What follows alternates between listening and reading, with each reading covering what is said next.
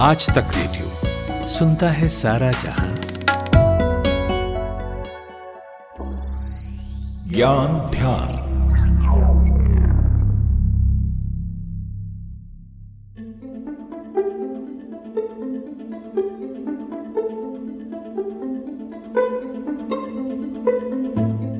अगर आपने टीवी पर रामायण या महाभारत का युद्ध देखा होगा, तो आपको भी ये पता होगा कि कैसे हवा में छोड़े गए तीर किसी दूसरे तीर से भिड़ते हैं और फिर एक धमाके के साथ खत्म हो जाते हैं।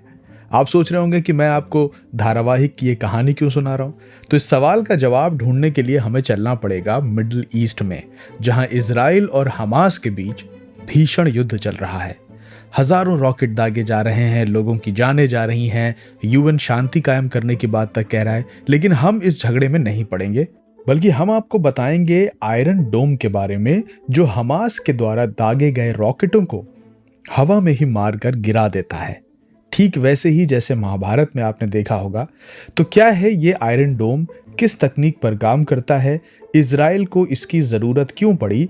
इन्हीं सवालों को टटोलेंगे आज के ज्ञान ध्यान में। नमस्कार, ज्ञान ध्यान के एक और अंक के साथ हाजिर हूं मैं, जमशेद कमर सिद्दीकी। आपको पता है कि आयरन डोम इजराइल का एक एयर डिफेंस सिस्टम है, जिसे Israeli firm Rafael advanced defence system और इजराइल एरोस्पेस इंडस्ट्री ने बनाया है। लेकिन सवाल उठता है कि इसे बनाने की जरूरत क्यों पड़ी?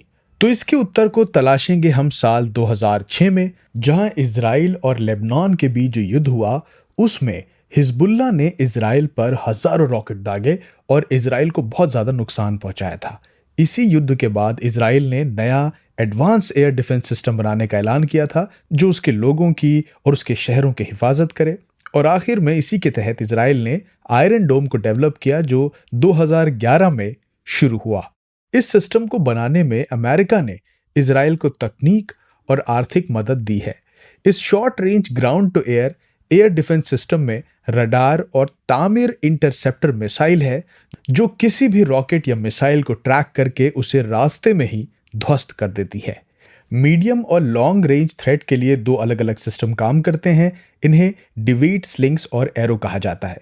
इससे रॉकेट, आर्टिलरी और मोटार के साथ साथ विमान, हेलीकॉप्टर और मानव रहित हवाई वाहनों का मुकाबला किया जा सकता है। जब दुश्मन रॉकेट दागता है, तो आयरन डोम रडार सिस्टम एक्टिव होकर उसके रास्ते को एनालाइज करता है और इससे यह पता चलता है कि आखिर ये रॉकेट गिरने वाला कहां पर है और क्या यह इजराइल के लिए खतरा है। अगर खतरा मालूम पड़ता है, तो किसी मोबाइल यूनिट या स्टैटिक यूनिट से एक इंटरसेप्टर लॉन्च होता है, जो रॉकेट के किसी रिहायशी इलाके या अहम इमारत पर गिरने से पहले ही उसे हवा में बर्बाद कर देता है। हालांकि एक बात यह भी है कि इस डिफेंस सिस्टम की आलोचना करने वाले एक्सपर्ट्स कहते हैं कि आयरन डोम फायदे से ज्यादा नुकसान पहुंचाता है।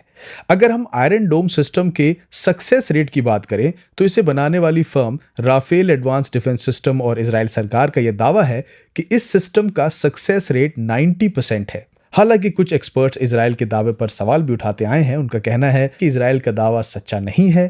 कनाडा की ब्रॉक यूनिवर्सिटी की प्रोफेसर माइकल आर्मस्ट्रॉन्ग ने 2019 में अमेरिकी मैगजीन नेशनल इंटरेस्ट में लिखा था कि कोई भी मिसाइल डिफेंस सिस्टम पूरी तरह से रिलायबल नहीं हो सकता, यानी उसका सक्सेस रेट 100% नहीं हो सकता।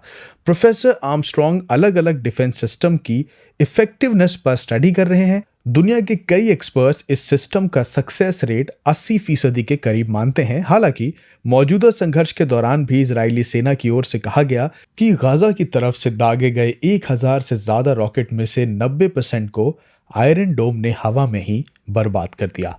अब आयरन डोम में किस तरह की टेक्नोलॉजी इस्तेमाल होती है, ये जानने के लिए हमने बात की लल्लन टॉप में डिफेंस कवर करने वाले पत्रकार निखिल वाट से। 2006 में इजराइल और लेबनान के बीच में एक युद्ध हो जाता है, जिसमें हमास इस टेक्निक का खूब इस्तेमाल करता है। उसे ये मालूम था कि रॉकेट्स इजराइल की कमजोर नस है, और तब हजारों की संख्या में रॉकेट्स इजराइल की आबादी के ऊपर गिरते हैं और इजराइल को बहुत नुकसान होता है। और तब इजराइल ये अहद करता है कि अब हम किसी भी कीमत पे एक ऐसा एयर डिफेंस सिस्टम बनाएंगे जो स्पेसिफिकली छोटे टारगेट्स को और कम रेंज पे इंटरसेप्ट करने में के काबिल होगा, क्योंकि लॉन्ग रेंज के और बड़े टारगेट्स को से डील करने के लिए सिस्टम थे, वो इजराइल के किसी काम के नहीं थे।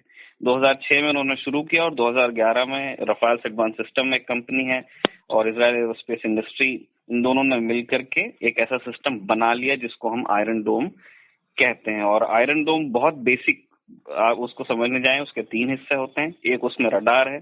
रडार का क्या काम है? रडार का काम इस बात की पहचान करना है कि कोई चीज उड़ते हुए इजराइल की तरफ आ रही है। अब वो उसमें देख लेगा कि क्या ये हथगोला है या हथगोला माफ कीजिए, क्या ये रॉकेट है या फिर ये कोई आर्टिलरी शेल है या कोई ये छोटा ड्रोन है, और क्या ये किसी स्ट्रेटेजिक इंटरेस्ट या किसी आबादी वाले इलाके में जा रहा है।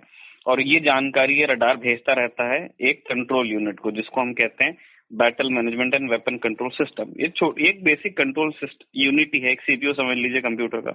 वो गणना करती है और फिर वो एक सोल्यूशन निकालती है कि इस रॉकेट को जो उड़ते हुए हमारी तरफ आ रहा है, इसे हम हवा में यहाँ भेज सकते हैं। और फिर वो एक मिसाइल छोड़ देती है। तामिर मिसाइल इजराइल में है, उसी को इसके लिए इस्तेमाल किया जाता है। और ये मिसाइल उड़ते हुए जाती है तो ये या तो सीधे जाकर के उस रॉकेट से टकरा जाएगी या फिर ये रॉकेट के पास जाकर के फट जाएगी। और पास में फटेगी तो इसमें से छोटे छोटे टुकड़े निकलेंगे जो कि उस रॉकेट को नष्ट कर देंगे। ये इसका इस तरह से आयरन डोम काम करता है।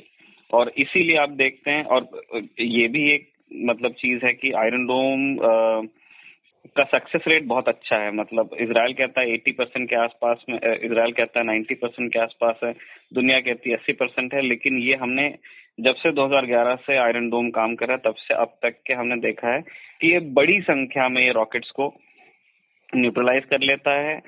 बहुत ही कम होता है कि अब रॉकेट कोई उड़ता हुआ इजराइल की किसी आबादी वाले इलाके पे गिर जाए।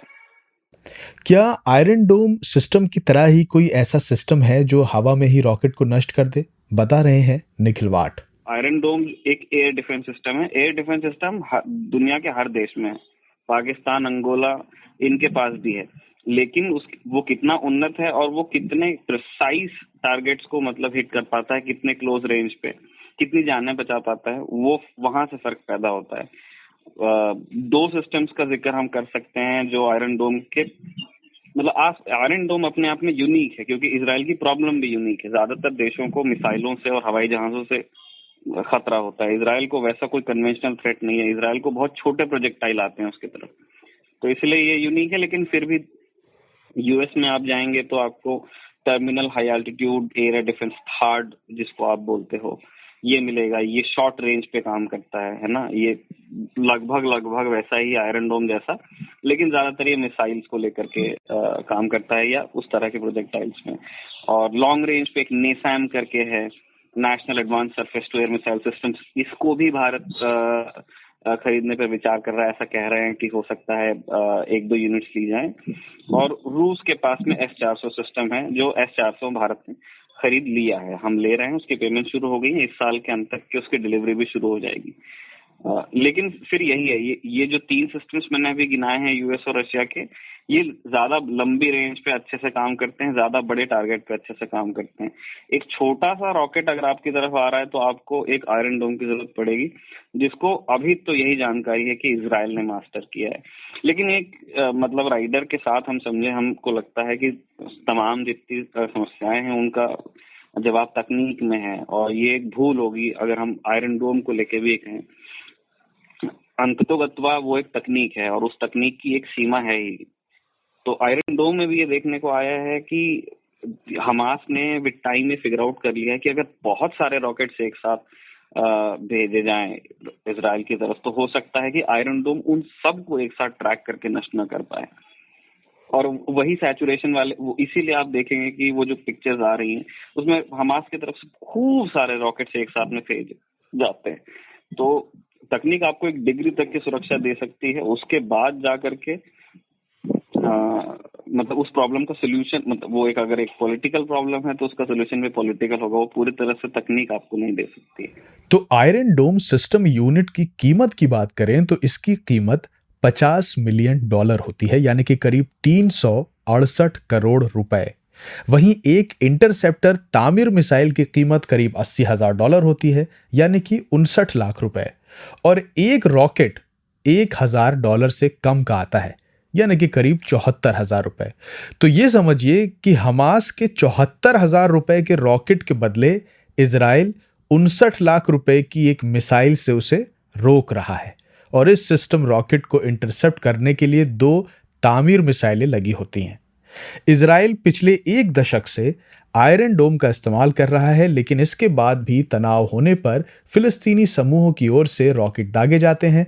आयरन डोम के बहुत प्रभावी होने के बाद भी कुछ रॉकेट रिहायशी इलाकों में गिरते हैं, क्योंकि ये 100% कारगर नहीं होते, जैसा हमने पहले भी कहा, और इसकी वजह से बहुत नुकसान होता है। हमास और उसके जैसे दूसरे संगठनों पर नजर रखने वाले एक्सपर्ट्स का मानना है कि हमास और उसके सहयोगियों के पास दसियों हजार रॉकेट हो सकते हैं। अमेरिकी एक्सपर्ट्स तो दावा करते हैं कि हमास को शुरुआत में ये रॉकेट मिस्र सीमा से तस्करी करके ईरान से मिले थे। हालांकि अब फिलिस्तीनी एक्सपर्ट इसे खुद ही बना रहे हैं। हमास ने 2001 के आसपास कस्सम नाम का रॉकेट बनाना शुरू किया। शुरुआत में इसकी रेंज 1 से 2 मील ही थी। नए वर्जन यानी कस्सम 3 में इस रेंज को बढ़ाकर 10 मील कर दिया गया। हालांकि इस बार के संघर्ष में ऐसे रॉकेट का भी इस्तेमाल हुआ है जिनकी रेंज 40 मील तक है। इजरायली सेना का कहना है कि 2019 में संघर्ष के दौरान हमास ने 75 मील तक की रेंज के रॉकेट का इस्तेमाल किया था। तो आज के ज्ञान ध्यान की क्लास में आपने आयरन डोम सिस्टम के बारे में सीखा। हमें उम्मीद है कि इसे सुनने के बाद इस विषय पर आपकी जानकारी कुछ और पुख्ता हुई होगी।